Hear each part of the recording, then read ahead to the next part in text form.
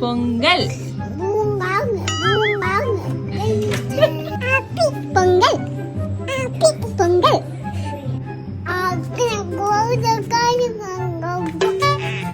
பொங்கல் உன்னை Turkish language பேசுவாங்க. டாடா டாடா.